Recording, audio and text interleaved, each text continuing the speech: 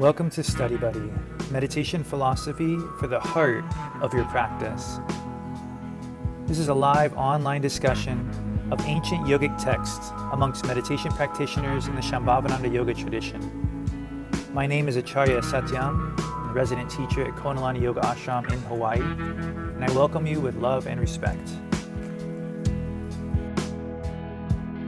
Everyone for being here. Welcome. It's a special class, the Creative Center, where we explore one second, I just gotta start recording there.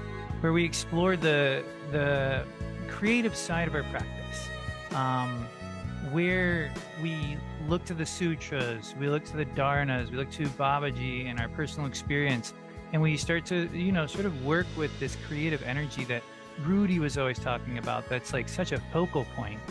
And a lot of times in this class setting, it does take the form of writing, but that's just where it starts and where it fits. But we're definitely going to go out of our way to make sure that all aspects of creativity, are included.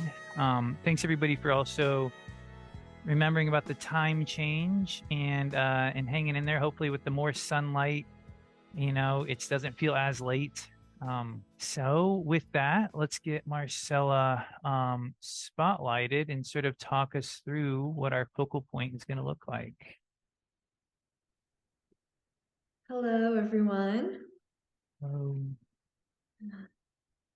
All right. So I wanted to start with a little bit of review from the last class. So I'm just going to hopefully share this slide.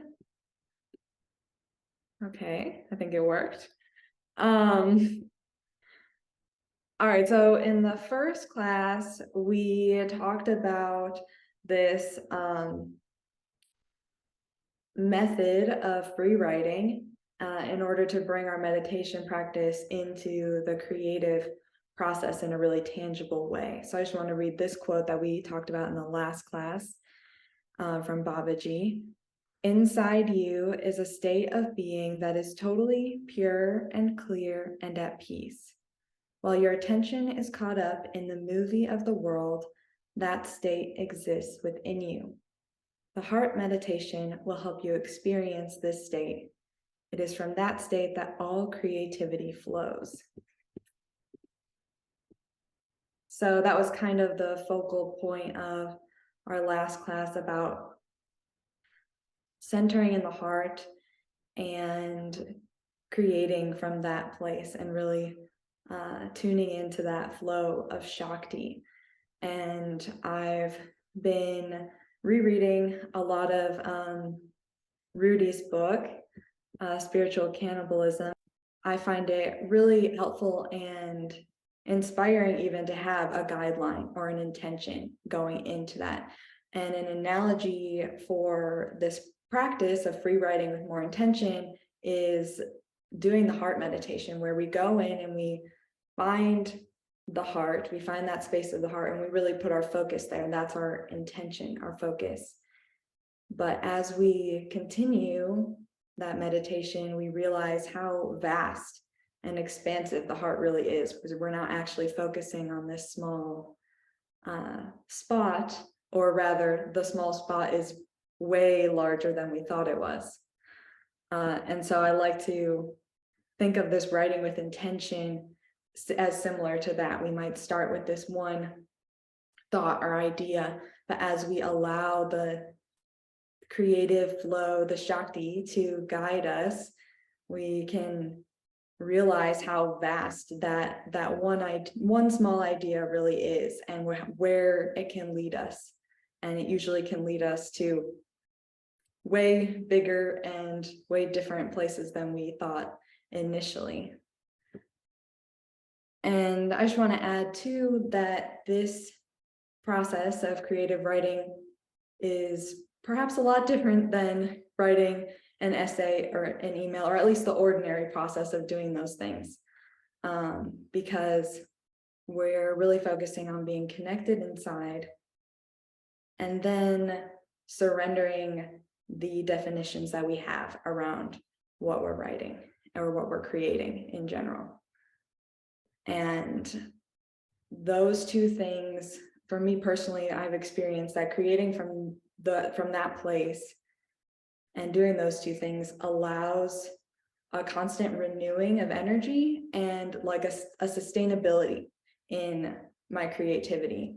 And Rudy talks about also in spiritual cannibalism about creatives burning themselves out because they, are just like go, go, go, and then they, lose all their energy and then go again. And so he talks about how important it is to be grounded in the heart and constantly be practicing in this process of creating. And with that, I will send it over to Satya.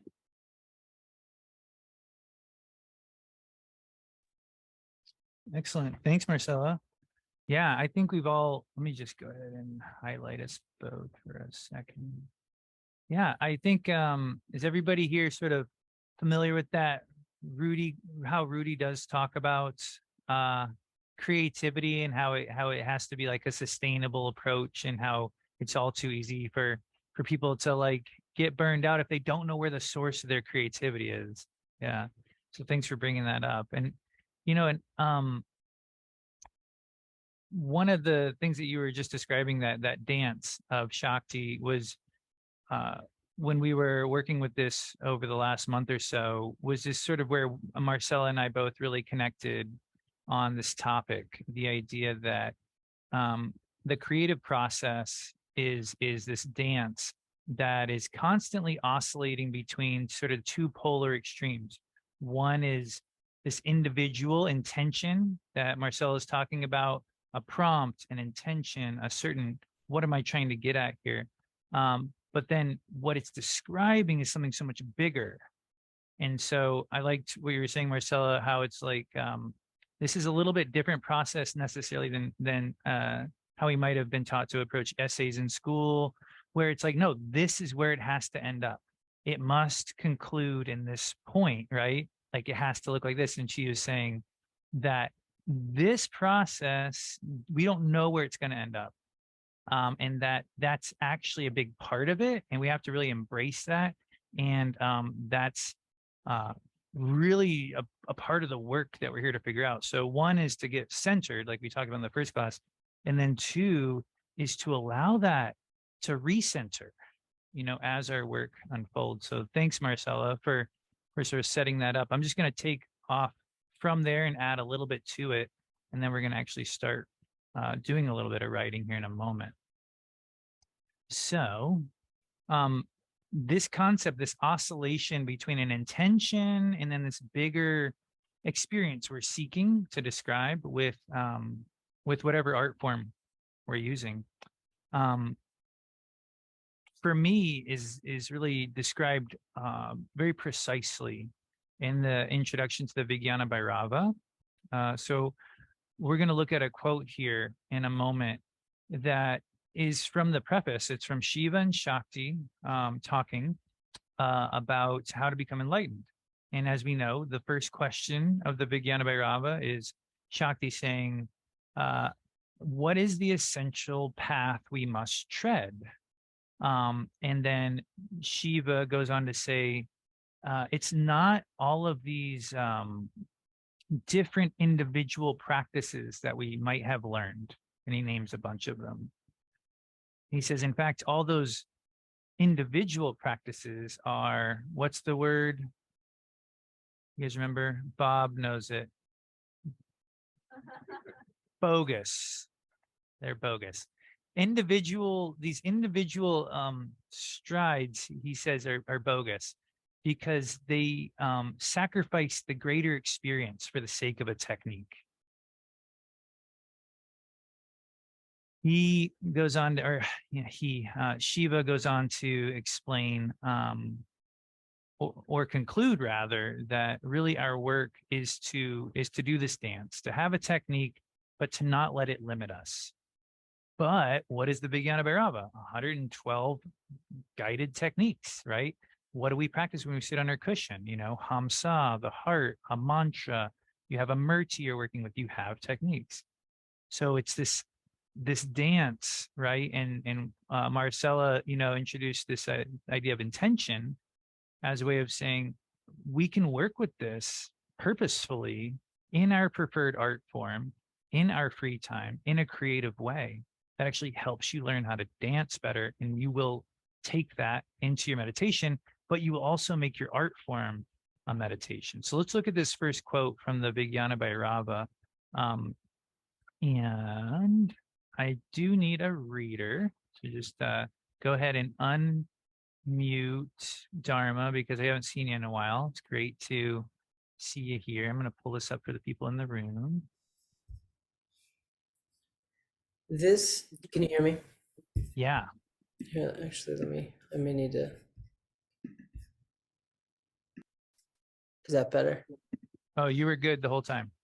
Okay. Still good. Thanks. This is the journey we have to do. The journey we have to do in the field of Shakti, not in the field of Shiva, where there is no journey. For instance, fire has many different manifestations: lightning, giving light, burning, heating. But these energies, aka manifestations of fire, are undifferentiated with fire. The important thing to remember is that these different manifestations are used just to enter in that state of fire, to put a kettle on it. So the path is Shakti. The path is not Shiva. Shiva is understood by Shakti. Thank you, Dharma.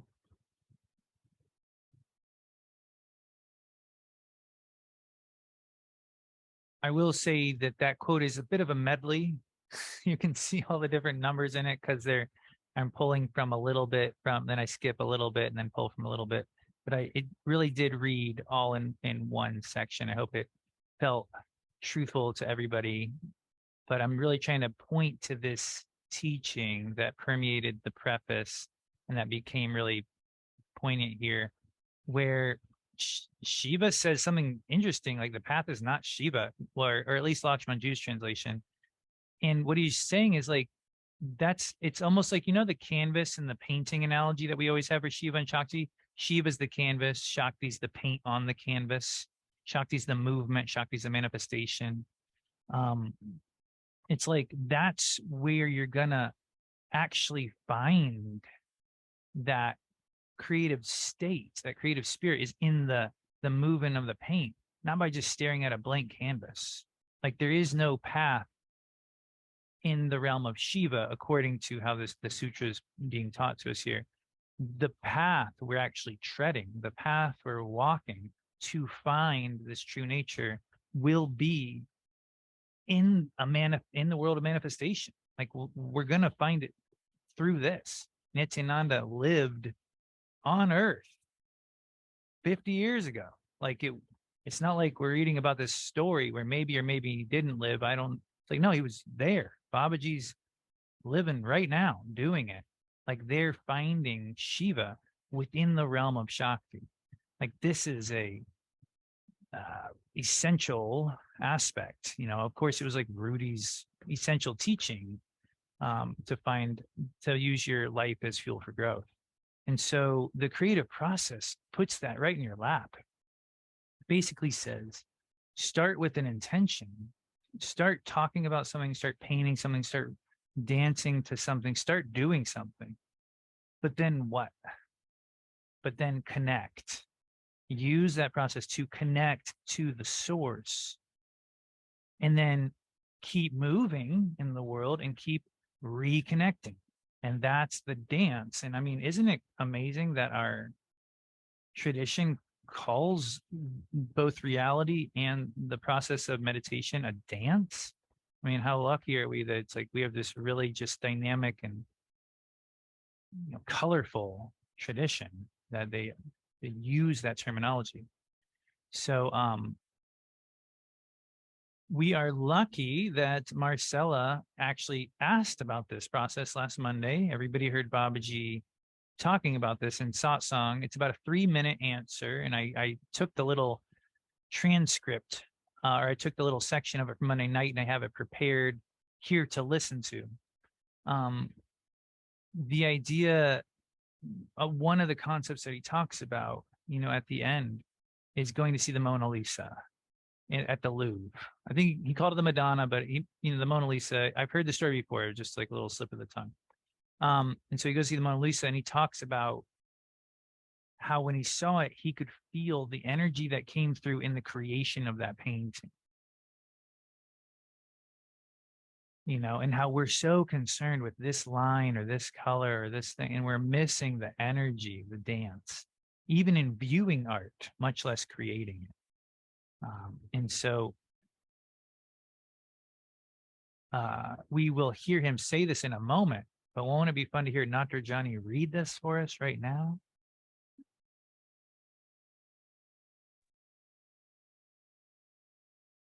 I went to see the Mona Lisa at the Louvre. It was jammed with a lot of people, everybody trying to jam past everybody. And I just took a breath. Everything in my mind got quiet and around me, and I could feel the incredible flow that created this wonderful piece of art. But we don't tend to look at art that way. We analyze it too much, saying, well, that's imperfect, and that line or color is not right. We're missing what it's all about.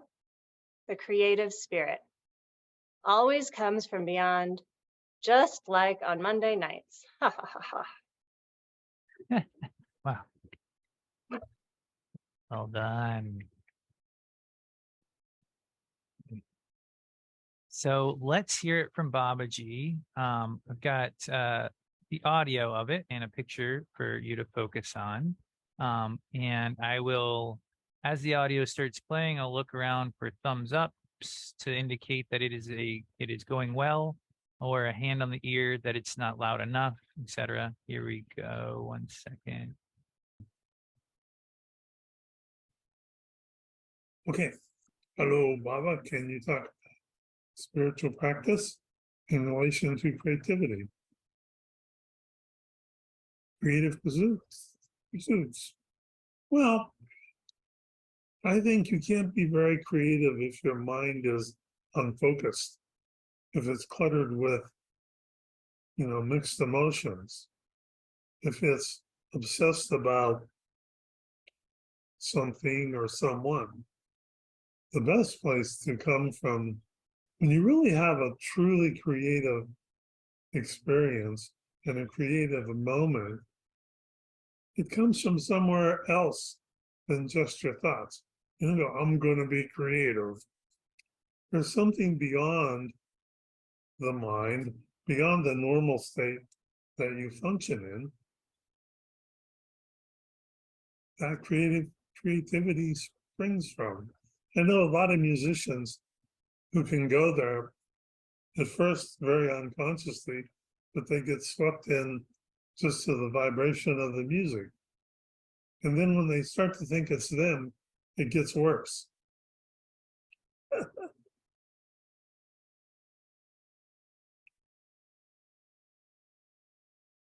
This creativity that everyone experiences in different fields, in art and music, there's a connection there that maybe you're not really aware of. And if you down the mind a little bit, allow stuff to come through, you'll see solutions, you'll see things that you might have missed if you were trying to think about it.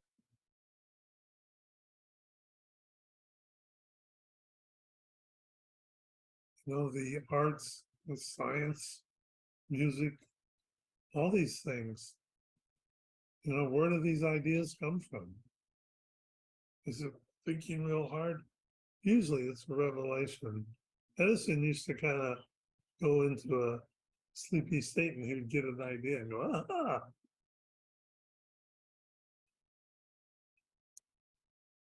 It's not from the mind that you normally function in. And that's why music and great art, like our very own artist creates, it moves something in us. It touches a place in us. When you see a really great work of art, it transports you a little bit, but not if you think about it too much. When I was at the Louvre in France and I went to the Madonna, I mean, it was jammed with Chinese and everybody was elbowing everybody. And there was this little painting at the front of the room. And I just took a breath and everything got quiet in my mind around me. And I could feel the incredible flow that created this wonderful piece of art. But we don't look at art that way. Sometimes we analyze it too much. Oh, that's imperfect. And that line is not right. And this color, you're missing what it's all about. The creativity, the creative spirit always comes from beyond. Just like on Monday nights.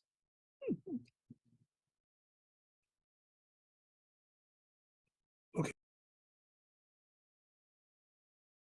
So let's take the next few moments to let our attention sink towards the heart, but to softly open the eyes and to allow your gaze to be open, softly focused, and to feel these 2 points of focus. There's this internal world of the heart, there's this external world in which we create, in which Shakti creates ceaselessly.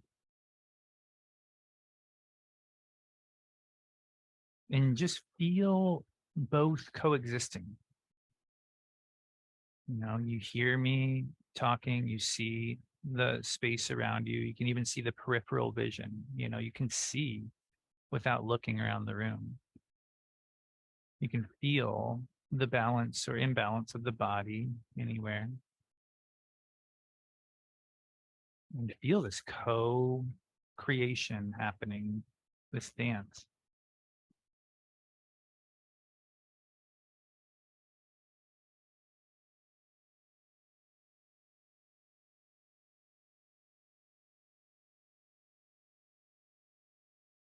And so we want to take this opportunity, we're centered, we're focused, to create.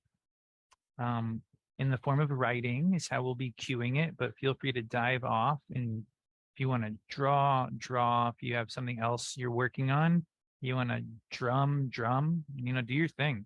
But writing is simple. It's going to be right in front of us. That's what we'll be talking about. But please participate at your own, you know, medium. And we're going to do a free write with a really simple focal point. So from wherever you're at, take a moment to make sure you're going to be able to write from your seat.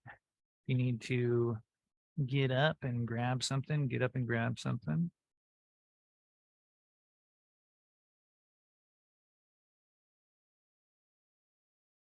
Mm.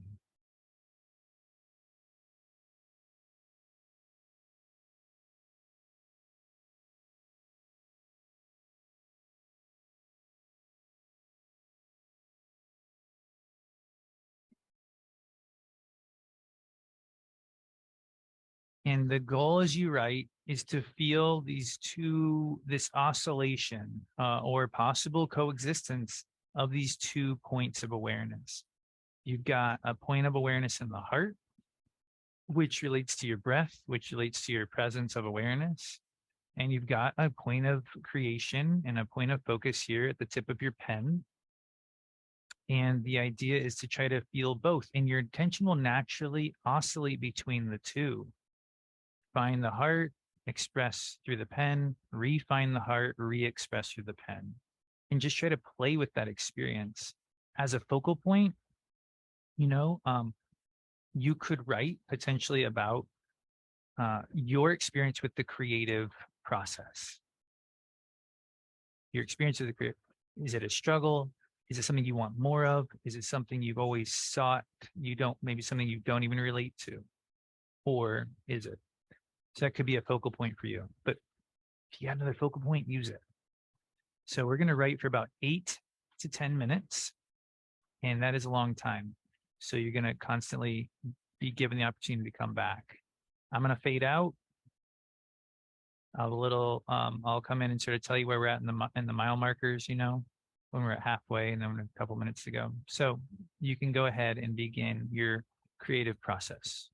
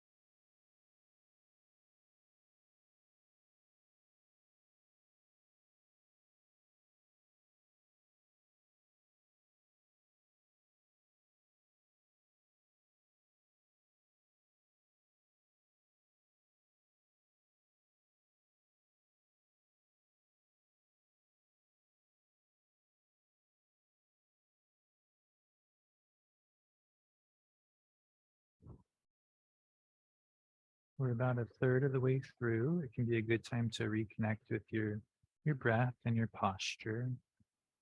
It doesn't mean you have to stop.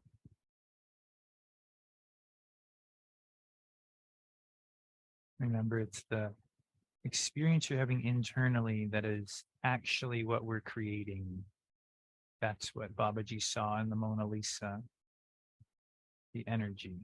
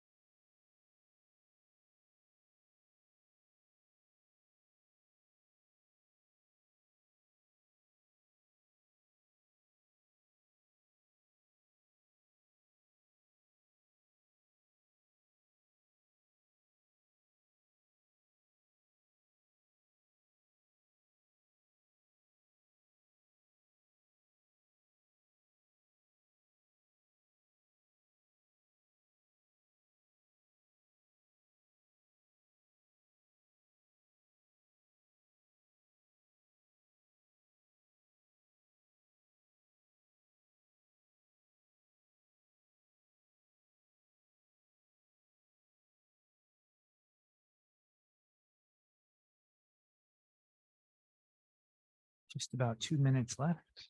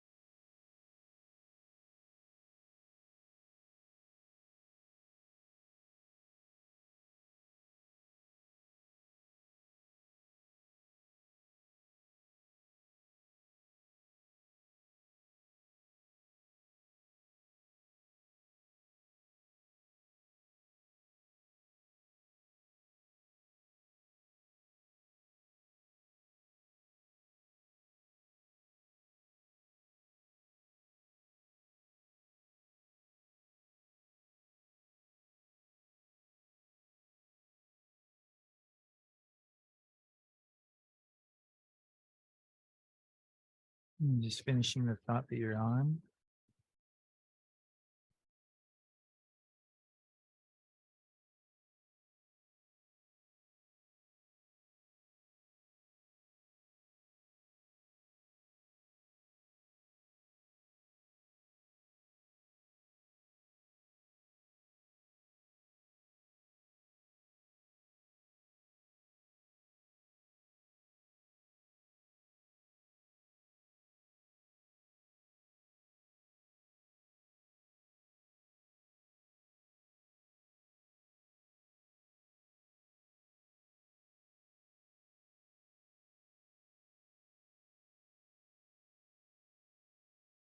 And let's take a moment to reread our creation and see if there's any parts of it that you can feel, like Babaji did with the Mona Lisa to some degree, can feel some Shakti, some energy that felt like it was coming through.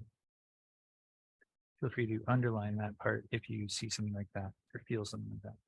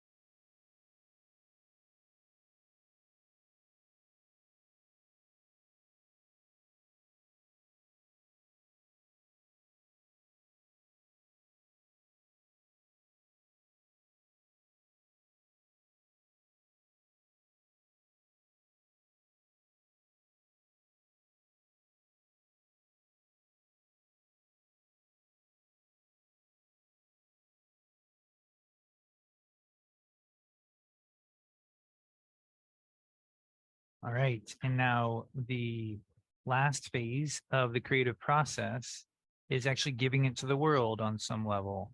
And to do that, share a word or phrase from your writing, or you can just share something totally fresh that you're reflecting on it now that you've written. We don't know what it's going to be about, but I just think that this part is part of the process, like the actual yielding of it, letting it go, letting it be itself for a moment. I'll write down what people are saying here.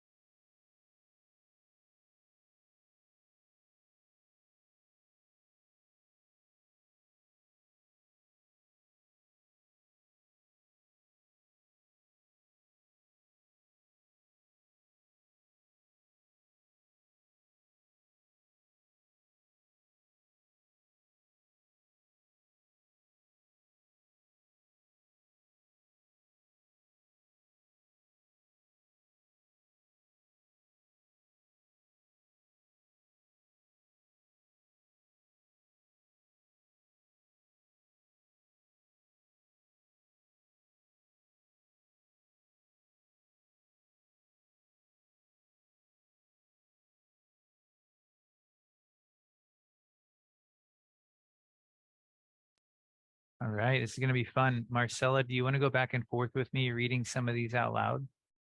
I'll start it here. Mhm. Oh, then you're going to read your own. Oh, that's be fine. Poetry soup. Nice. I go home to the heart and my energy is boundless. I had come into the same astral place. A vast blanket of blankness, nothing except the sound and feelings around me.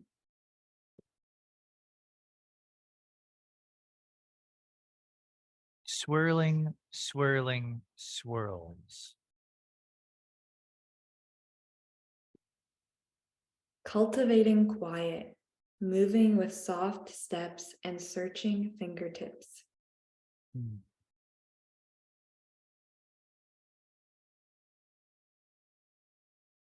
Calling yourself an artist is like predicting a field goal kick will be good. It's bound to jinx ya.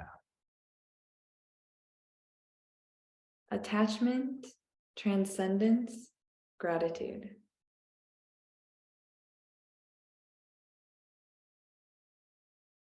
Give myself fully over to the music, get out of the way as much as possible, and serve as a vehicle for the Shakti to flow through. That is my goal.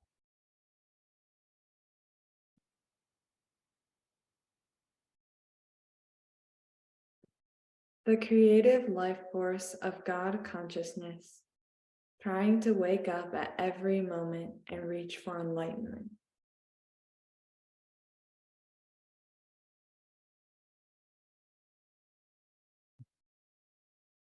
Fear seems to be attachment.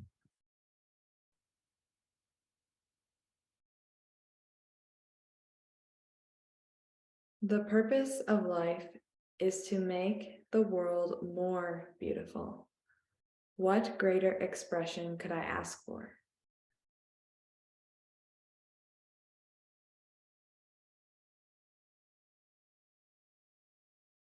I caught a sight of a tail sneaking off in the distance. Hanuman had answered my prayer in his most humble way.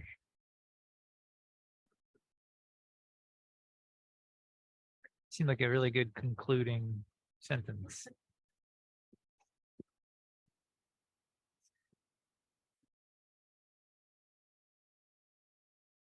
Well, what a fun batch of expressions and creations. It took a while to get there. It was quite a practice. We're actually almost to the end of class. Um, I said to Marcella, our goal today is discussion. We're gonna make it. And not quite yet, but I got a feeling we're setting the stage for that in the future. But before we finish with about, it looks like it'll be like, 8 to 10 minutes of meditation. Anyone have any questions or comments about this process or the process that has occurred for you since the last class, if you've been doing a little bit more writing or creating in your own way? Oh, we have a comment here. Colin, so just grab that mic. And unfortunately, Colin won't be on the screen for this because had some technical difficulties, but you'll hear him. Can y'all hear me? Okay, I just wanted to kind of bring back something. I don't remember if this was in a prior philosophy class or in the yoga teacher training with y'all, but it was the circle that was like creation, maintenance, and then dissolution. And just kind of thinking of, I feel like myself, and I don't know if this is me projecting or other people also think this, that creation is kind of, it just like comes from out of thin, like just out of air, it just like manifests out of nowhere, instead of thinking about it as like coming from this kind of circle of maintenance to solution and then back into creation. And so I just wanted to hear your thoughts, I guess.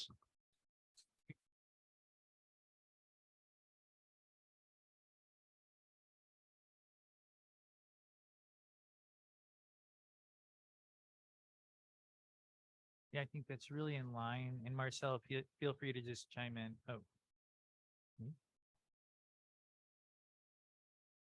Can y'all hear me? No? Oh, you can. I think that's such a great question, almost like it could have even been a part of the presentation tonight, because the idea of it's this oscillation, this creation isn't just you do it once and then it's done, because that kind of thing actually is very intimidating.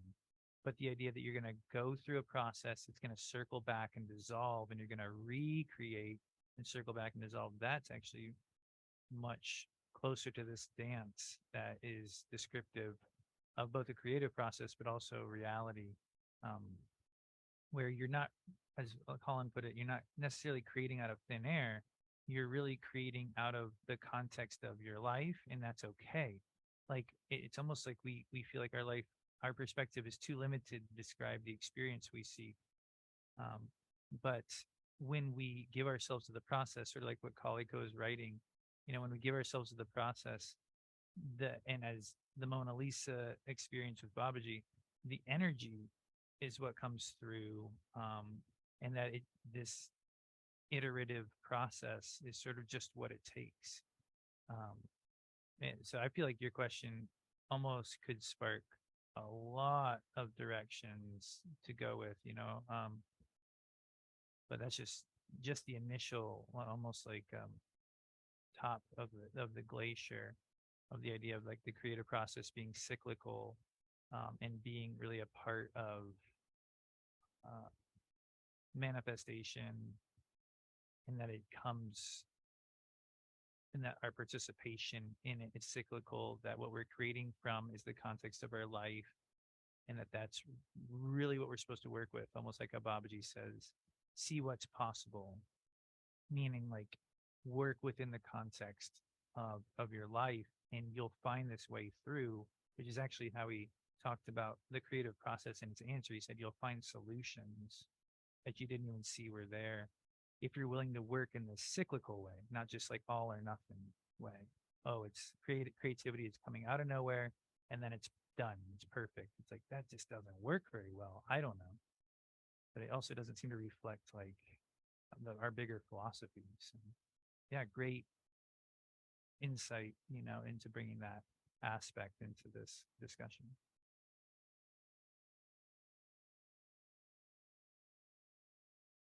Bob?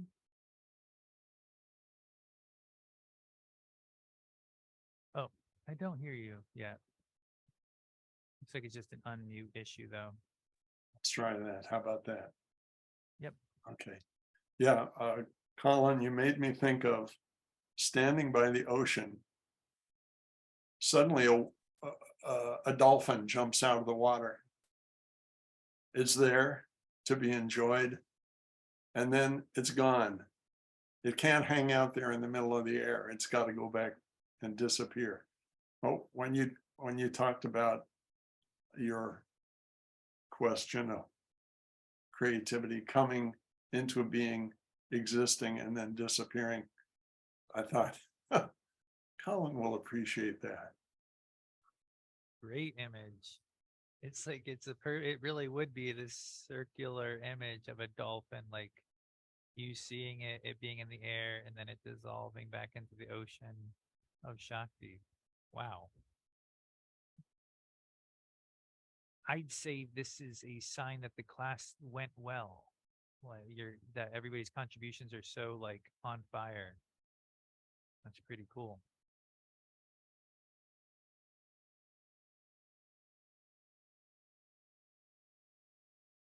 Any last comments before you meditate for like 5 minutes? We did write for a long time. That was a very reflective space. So it's not like we didn't meditate at all. Right. Sure. Can I share what I wrote? Not just one word, but like the thing, or is that not okay? I love it. It probably means we won't meditate, but Well, definitely, I want to read it. Would you post it? Could you post it in the comments when we post this class on the Sangha Friends? So that I'll do that. I'll do that. Maybe then it'll stay. Oh, or Abaya says there are other places to post it that could possibly even generate social media. I'll post it wherever I'll post it. I want to, let's do it on Facebook just because it'll be, everybody in this class can see it. Yeah, Okay. that'll be fun. Okay. Thank you. I look forward to that. And that goes for everybody. That'd be really cool. Yeah. Raise your hand if you're looking forward to hearing the lead up to that ending that Dharma gave us. I am. It's going to be the new kids story of the year. All right. So everyone looks pretty settled into their seat. Just got about 5 minutes together. And so we come to really, this creative process is almost this macro experience of a micro experience that's occurring in our meditation. Because we're not necessarily sitting here trying to create a story or a composition, yet we are doing the same practice.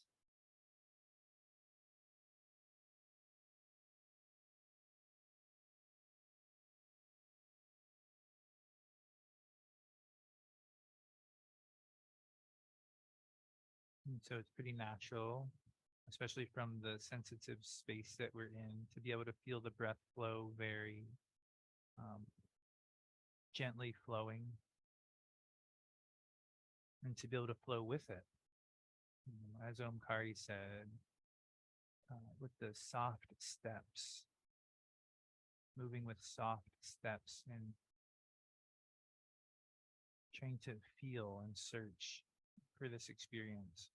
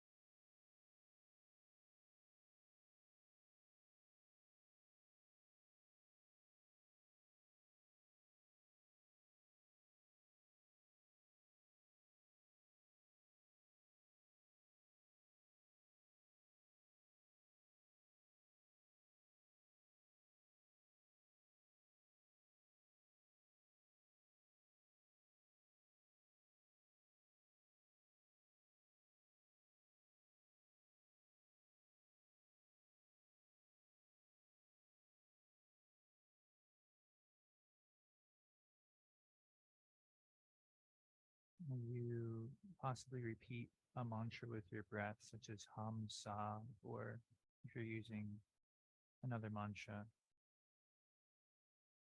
you can feel that creative participation, that dynamism, where you're saying hum silently as you inhale and sa silently as you exhale.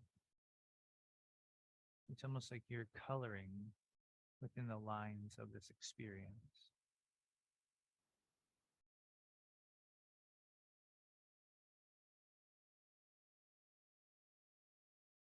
You're participating in your own being.